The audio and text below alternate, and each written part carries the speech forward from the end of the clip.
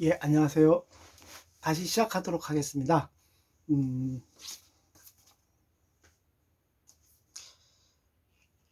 전 시간에 농축수산물의 상품적 특징까지 했죠. 특성. 약간의 물량적 불균형이 발생할 경우 심한 가격 등락이 일어나므로 수요와 공급이 비탄력적이다 했을 때, 그래서 풍년이 들거나 흉년이 들면은 가격이 오르락내리락 한다는 걸 갖다가 제가 설명을 드렸습니다. 다음은 식육의 품질 저하 방지책입니다.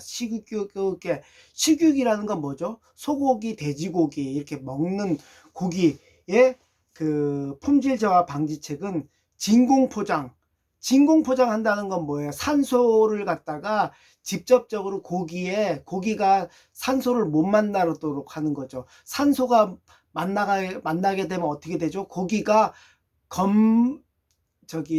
까맣게 이렇게 변하죠. 이렇게 맛없게 빨갛게 보여야지 맛있는데, 이런 게 있고요.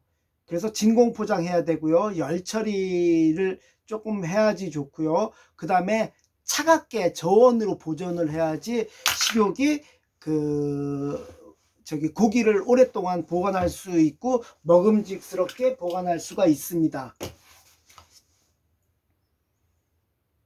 다음 상표의 기능.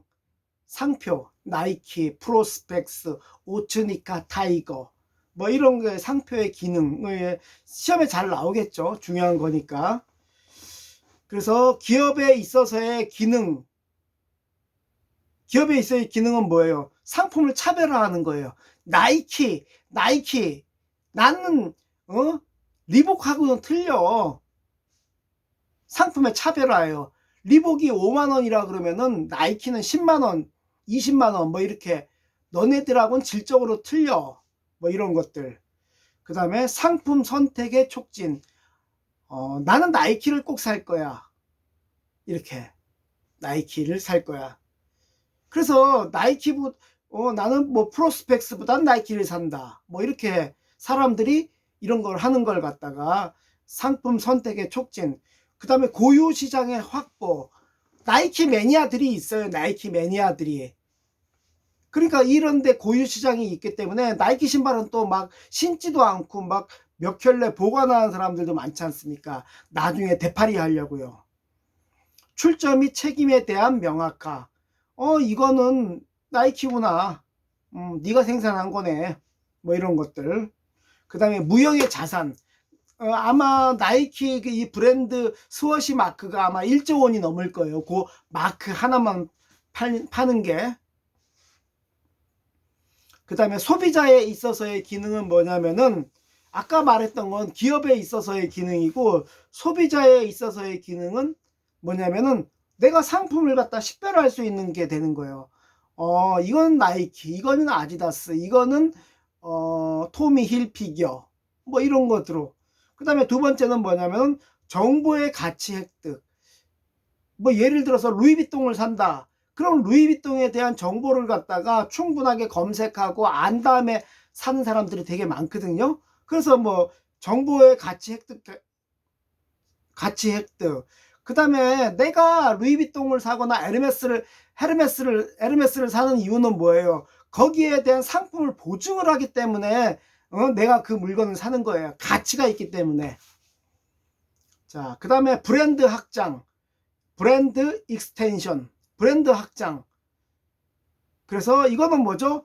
이 브랜드가 유명하게 되면은 이 브랜드로 인해 가지고 다른 그 상품 영역으로도 침범하고 막 여러 개 그런 브랜드로 여러 개 그 브랜드를 갖다가 여러 상품에다 쓰는 걸 갖다가 브랜드 확장이라고 그럽니다. 높은 브랜드 가치를 갖는 한 브랜드의 이름을 다른 제품군에 속하는 신제품의 이름에 확장하여 사용하는 전략. 뭐 그런 것들이 있겠죠. 그죠? 뭐 그런 것들. 뭐 어떤 게 되게 잘 됐다 그러면은 회사에서 뭐 옛날에 애니콜이라는 거 있었지 않습니까? 애니콜. 뭐 지금 뭐 갤럭시로 바뀌고 뭐 S20 뭐 이렇게 바뀌었는데, 옛날에 뭐 애니콜이 잘 되니까 애니보험 뭐 이렇게 해가지고 삼성에서 애니라는 거를 갖다가 되게 많이 붙였었어요. 그 다음에 제네릭스 상품. 제네릭스 상품은, 제네릭스가 뭐예요? 일반적인, 보편적인 뭐 이런 뜻이지 않습니까?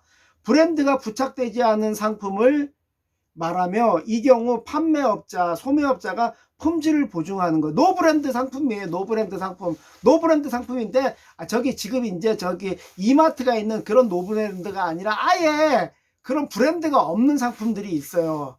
근데 이거는 파는 사람이라든지 판매업자, 그 다음에 제조업자, 생산업자들이 품질을 갖다가 보증해주는 상품을 갖다가 이 노브랜드 상품이라, 제네릭스 상품이라 한다. 제네릭스 상품. 그 다음에 PB 이거 중요합니다. 외워두셔야 돼요. 근데 느낌만 알면 돼요. 느낌 아니까 느낌만 알면 돼요. 느낌만. PB라는 건 뭐냐면은, 예를 들어서 이마트가 만든 상품, 롯데마트가 만든 상품, 롯데마트 자체 브랜드 상품을 갖다가 PB라 그래요. PB의 장점은 이런 것들이 있겠죠. 자기 브랜드로, 롯데마트 브랜드로 쓰기 때문에 광고비가 줄어들어요. 예를 들어 가지고 PB로 쓰는 것들이 대부분 라면 같은 종류가 많이 있어요. 라면은 신라면 같은 농심에서는 PB를 갖다가 만들어 주지는 않는데, 삼양라면에서 PB를 대부분 그 롯데마트 라면, 이마트 라면 하는 식으로 그렇게 저기 그 납품을 많이 합니다. 그래서 뭐 PB 상품이 있는 게 어떤 게 있냐면은, 롯데마트에서 휴지, 우유, 요구르트, 휴지, 요구르트, 우유, 뭐 그 다음에 라면, 뭐 이런 정도들 많이 있어요. 그 다음에 물, 특히 자체 브랜드로 롯데 우유, 롯데 뭐 이렇게 해가지고 이렇게 자기네들 뭐 걔네들 요새 L이라는 거 쓰잖아요. 뭐 그런 걸 하는 거고. 그 다음에 이마트 같은 경우는 이마트 PB 상품이 있었어요. 근데 요즘에 걔네들은 노브랜드라는 거로 해가지고 하나의 어떤 그걸 갖다 만들어냈죠. 그래가지고 이제 그 사업을 갖다가 이제 중소마트 형태대로 지금 또 새로 독립을 시켜가지고 사업을 진행을 하는 거죠. 뭐 노브랜드 요즘에 장사 잘 되는 것 같아요, 보니까.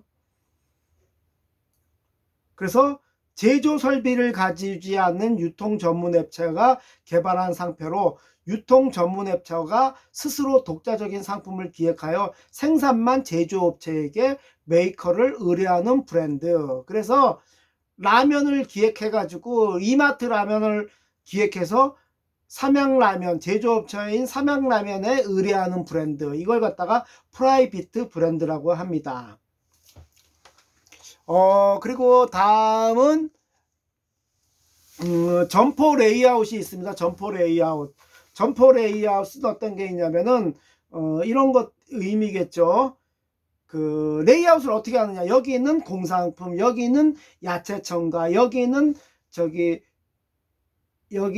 뭐 예를 들어서 휴지, 여기는 뭐 주방용품, 여기는 의류, 여기는 스포츠, 여기는 가전, 이런 식으로 점포 레이아웃을 갖다가 지도를 짜는 거. 그래서 점포 내의 상품 구성이나 진열, 고객 동선, 작업 동작을 보다 효율적으로 하기 위한 배치로 플로어 레이아웃과 후방 레이아웃으로 구분함. 플로어 레이아웃이라는 거는 뭐냐면은, 고객들이 다니는 공간, 플로어, PFLOOR, 플로어 레이아웃. 그 다음에 후방 레이아웃이라는 건 뭐냐면은, 고객들이 다니지 않는 곳, 창고 같은데, 뭐 이런데, 그 다음에 물류 공간, 뭐 이런 데를 갖다가 후방 레이아웃이라고 그럽니다.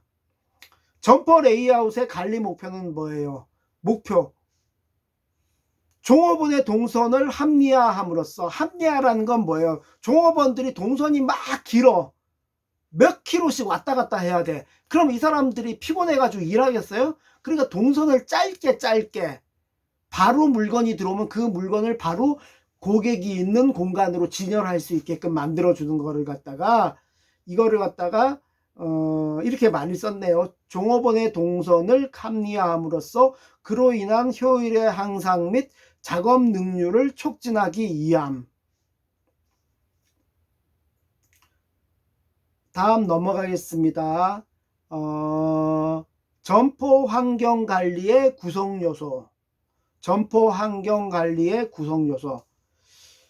음악, 백그라운드 BGM 나오죠. 마트에 가면요. 그거 얘기하는 거. 그 향기도 신경 써야 돼요. 이렇게 상큼한 이런 게 나야 되지 않습니까? 그래가지고 마트에서 보이지는 않지만 곳곳에 방향제 같은 경우 엄청 많이 설치했습니다.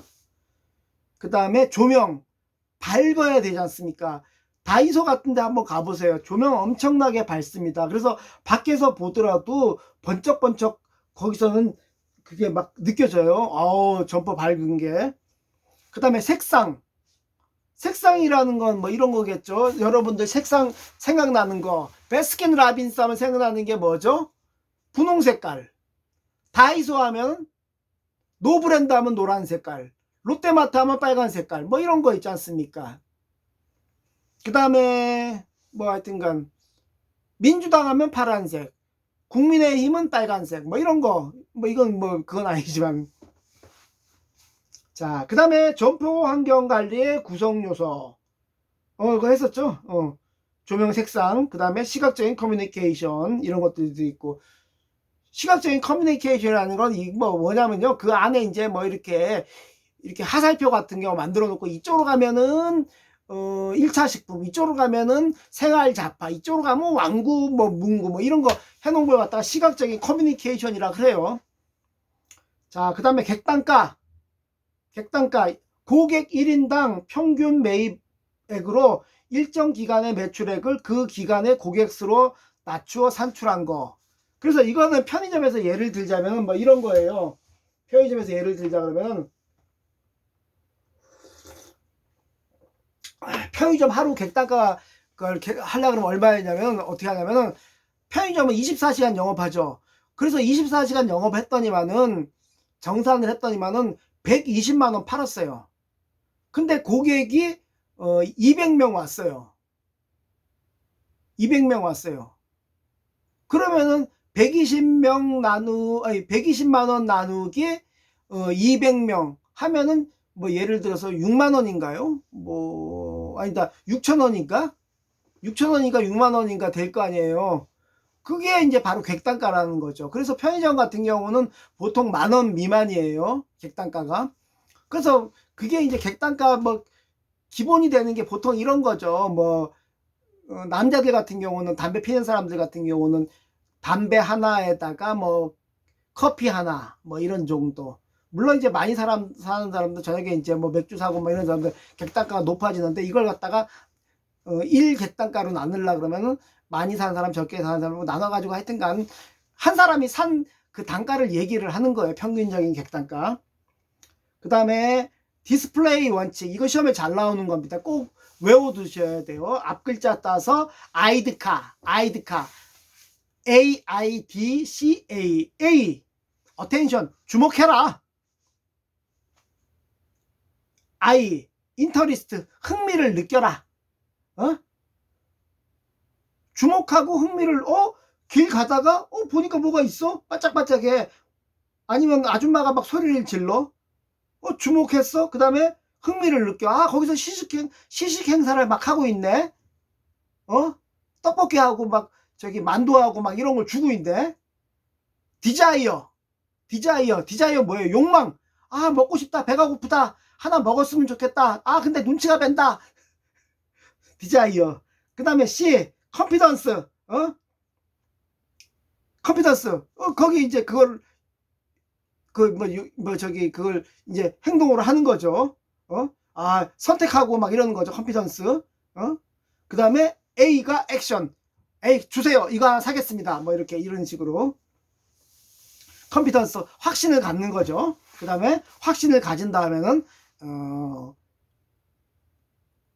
그거 뭐 시식하는 것도 먹고 한 봉다리 주세요. 1:1 플러스 하는 거 만두 주세요. 뭐 이런 것들.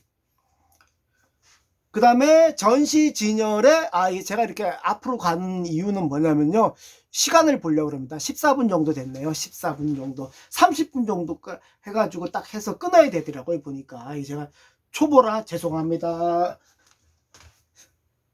자, 전시 진열의 연출 방법의 단계. 뭐 이것도 뭐 나름대로 중요한 건데, 기획력, 배치력, 상품력, 연출력, 설득력. 전시 진열해 가지고 마네킹 같은데 전시 진열을 한다, 캠핑용품 진열을 한다, 이럴 때는 어떻게 해야 되냐? 첫 번째가 기획을 해야 되는 거야. 여기다가 이렇게 뭐 텐트를 만들고, 여기다가 옆에는 캠핑 이렇게 뭘 하고 기획력을 만드는 거고, 그 다음에 이거는 어디다 할까? 여름이니까 고객들 들어오는데 맨 앞에다 해야 되겠다, 배치. 그 다음에 여기에 들어가는 상품이 어떤 거가 있는 게 저기 아이스박스는 뭘 어떤 거를 할까, 뭐 이런 거. 그 다음에 연출력, 어떻게 여기다가 그러면은 해먹도 설치할까? 아니면 야자수산나 갖다 놓을까? 배치력. 그 다음에 이게 전부 합해가지고 세트로 사면은 50만원 정도 된다 해가지고, 이거 설득력 있게 하느냐, POP 같은 거 만들어가지고, 뭐 이런 게 이제 그런 거예요.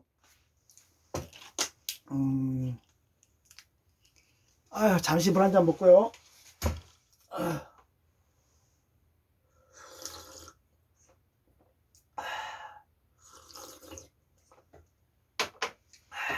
녹차가 좋네요. 자, 다음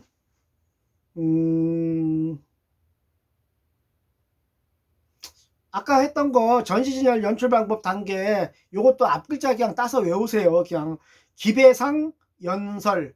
기배상이라는 사람이 있는데, 기배상이 연설한다는 거예요. 기배상. 기획, 연출, 상품력, 연출력, 설득력. 기배상, 연설, 기배상, 연설로 외워주세요. 그냥. 자, 그 다음에 점포 내 머천다이징 가정은, 점포 내에서 MD를 하는 가정은 이래요. 발주를 해요.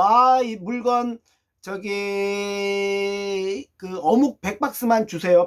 발주하고, 그럼 이게 이제 3호 어묵에서 입하가 돼서 저기 3호 어묵에서 원재료가 입하가 돼 가지고, 그 다음에 막 잘라내고 가공하고 포장하고 우리 점포에 갖다 줘요. 그러면 우리는 점두에다가 재고를 갖다가 하고 저기 재고 놔두고 판매하는 거, 머천다이징 가정. 뭐 그냥 이거는 그냥 생각했다가 하셔야죠, 뭐. 그죠, 이거는. 그 다음에 페이스 진열, 전면 진열, 정면 진열이에요. 이거 그래서 예를 들면은 이거 뭐 옛날에 그 편의점 만화 웹툰이 있었는데, 그 다음에 요즘에 그 무슨 편의점 알바 그거 뭐 이렇게 보면은 제품 상표가 요렇게 앞으로 나오도록 하는 거 있지 않습니까? 뭐 그런 것들을 갖다가 예를 드는 거죠.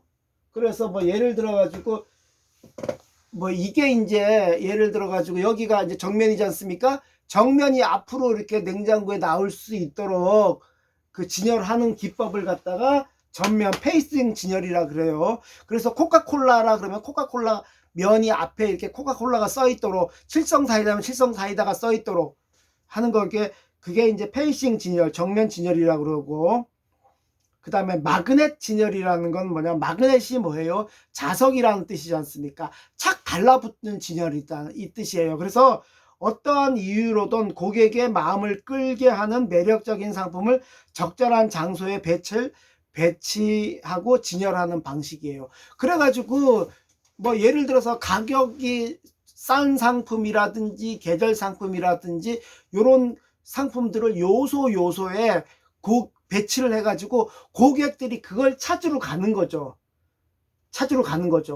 근데 찾으러 가는 중에 길을 잊어버릴 수 있으니까 거기를 갖다가 고객이 찾기 쉽게끔 자석이 이끌려 가듯이 거기에 진열을 갖다가 되게 신경 써서 하는 거죠. 뭐 그래서 보통 이제 하는 방법은 어떤 게 있냐면은, 일단은 상품을 갖다가 하나의 아이템을 갖다가 많이 쭉 쌓아놓으면 저게 뭐지? 싼 건가? 하고서 사람들이 글로 많이 갑니다. 그걸 이제 마그넷 진열이라고 보통 그래요. 자, 넘어갑니다. 자, 외건 진열이 있습니다. 외건 진열. 외건이라는 건 말 그대로 상품이 보기 쉽고 손이 닿기 쉬운 높이, 단기간에 판매하고 싶은 중점 상품의 진열에 가장 적절한 적당한 진열 방식을 외건 방식이라 그럽니다. 그래서 한마디로 말하자면은 고객 눈높이에 있는 진열되어 있는 상품, 예를 들어서 사람들도 마찬가지지 않습니까? 이렇게 밑에 아래에 있는 상품이라든지 이렇게 높게 있는 상품은 보기 힘들어해요. 이 골든 라인에 내 눈높이에서 위로는 15도, 아래로 15도 해가지고 이렇게 진열된 상품들을 고객들이 선택할 가능성이 많다. 이런 진열 방법을 외건 진열 방식이라 한다. 외건.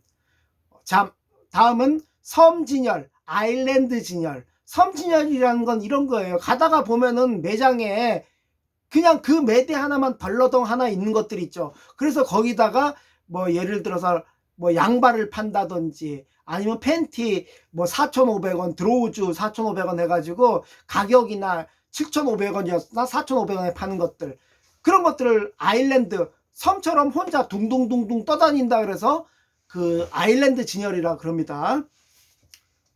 점포 사방이 고객들을 향한 진열 방식으로서 점포 내 하나의 진열대가 독립적으로 놓여 있는 진열 방식. 뭐 말은 이렇게 어렵게 써 있는데 그냥 혼자 독단적으로 있는 매대를 갖다가 아일랜드 진열이라 그럽니다.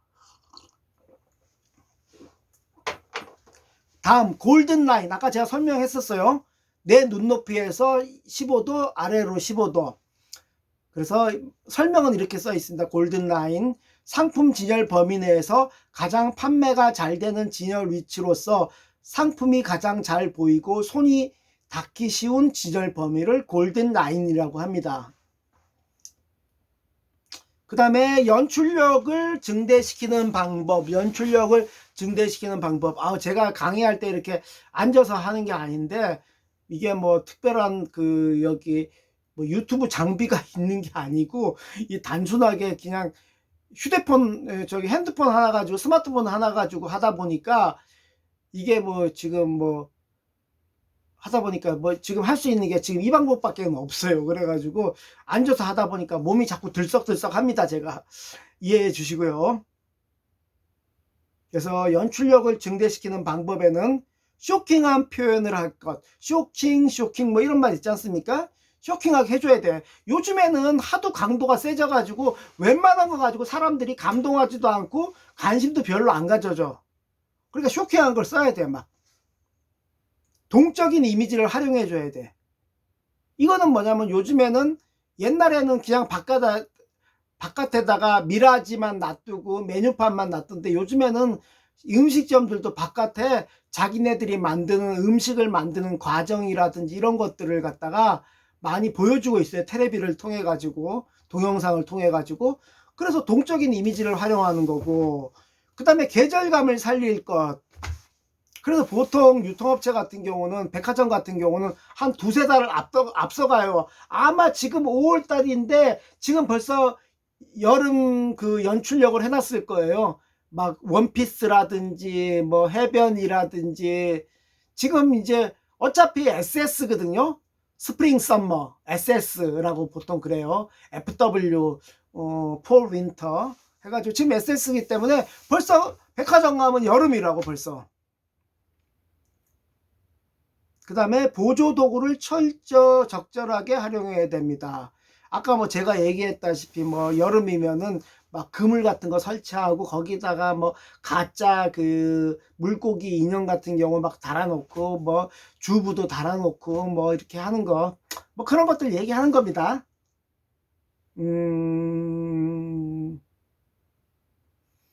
POP 광고, 구매 시점 광고, 포인트 오브 퍼체스. POP를 갖다가 원래가 아니라 줄임말이기 때문에 원래는 포인트 오브 퍼체스, 그러니까 순간 시점에 사게끔 만들어주는 걸 POP라 그래요. 그래서 POP를 갖다 딱 보는 순간에 사람들이 저거 사야 되겠다. 포인트 오브 퍼체스. 그 시점에 바로 보고서 산다는 거죠. 가격 싸네? 사야 되겠다. 그래서 POP 광고라는 것은 소매점의 점포안이나 점도의 여러 가지 형태로 나타내는 광고를 POP라 그럽니다.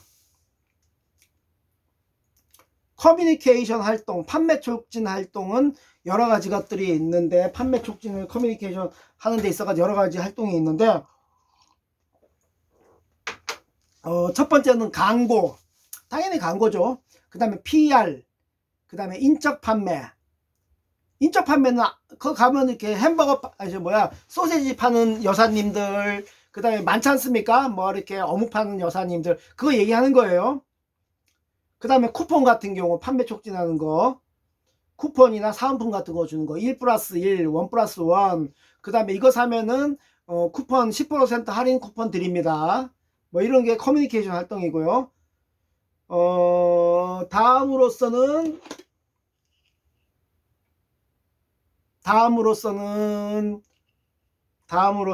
크로스 셀링과 업세일링. 크로스라는 건 뭐예요? 영이 철이 크로스 뭐 이런 것도 옛날에 뭐 우리 어렸을 때는 그 만화 영화가 있었어요. 너무 오래된 사람 같네요. 철이 영이 크로스 뭐 하니까 아이젠보그라고 옛날에 뭐 파워레인저 나오기 전에 그 뭐 하여튼간 그런 것들이 있어요. 참 재밌네요. 뭐 저도.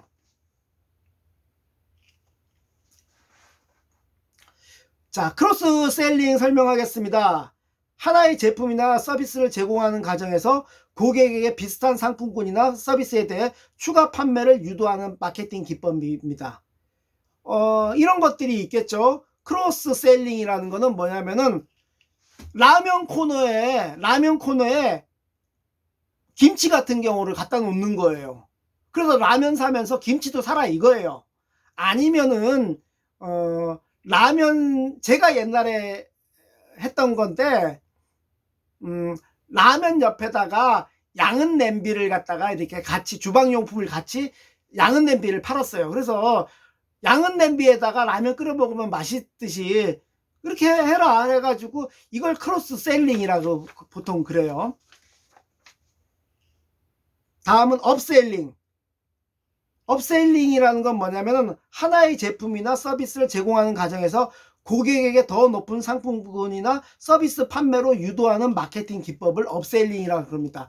예를 들어서 이런 건 이렇게 설명할 수 있겠죠. 아반떼를 사려는 고객한테 고객님 이러지 마시고 아반떼는 물론 좋기는 좋지만은 아반떼보다는 고객님 150만 원만 더 주면은 소나타를 살 수가 있습니다. 라든지 아니면은 뭐 폭스바겐에서는 골프 산다는 고객님한테 골프 사시지 마시고 골프는 조그매 보이지 않습니까? 파사트 사시는 게 어때요? 뭐 이렇게 조금 더 윗단계로 하는 거, 업셀링 하는 거, 요걸 갖다가 업셀링이라고 그럽니다. 그래서 크로스셀링, 업셀링 꼭 기억해 두시면 됩니다. 이것도 물론 시험에 다 잘 나오는 겁니다. 물론 여기 이거 지금 100가지 지금 설명드리는 게 전부 시험 문제죠. 뭐 솔직한 얘기로. 자, 그 다음에 포장의 목적과 기능. 상당히 중요합니다. 포장.